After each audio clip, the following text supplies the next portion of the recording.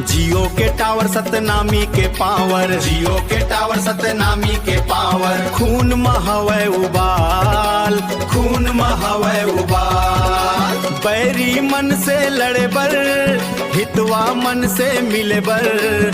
मारे रे शेर के दहाड़, मारे रे शेर के दहाड़, मारे रे शेर के दहाड़, मारे रे शेर के दहाड़। सत्य के अंजोर गुरु घासी के विचार, पंथी के रास्ता में बन के अपन पहचान। जात पात के बंधन ल तोड़ के, समता के बिगुल फूंक के। मारे रे शेर के दहाड़, मारे रे शेर के दहाड़।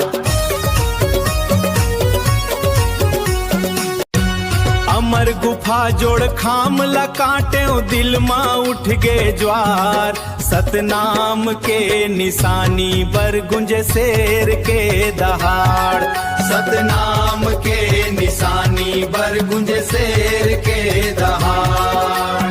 बैरी मन से लड़े बर, हितवा मन से मिले बर। मारे रे शेर के दहाड़, मारे रे शेर। गुरु बालक दास के बिगुल बाजे, जागे सतनामी लाल। सतनाम के आवाज गूंजे चारों डहर विशाल। बैरी मन से लड़े बर, हितवा मन से मिले बर। मारे रे शेर के दहाड़, मारे रे शेर के दहाड़। सतनामी के खून में दौड़े बाबा के विचार। सत्य अहिंसा हाथ में धर के करबो अन्याय बरवार। सत्य अहिंसा हाथ में धर के करबो अन्याय बरवार।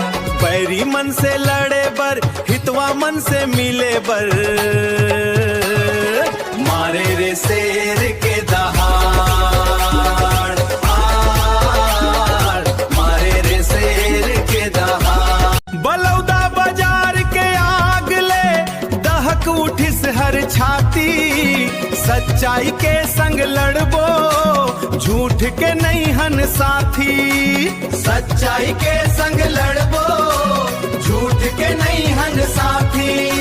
बैरी मन से लड़े बर, हितवा मन से मिले बर।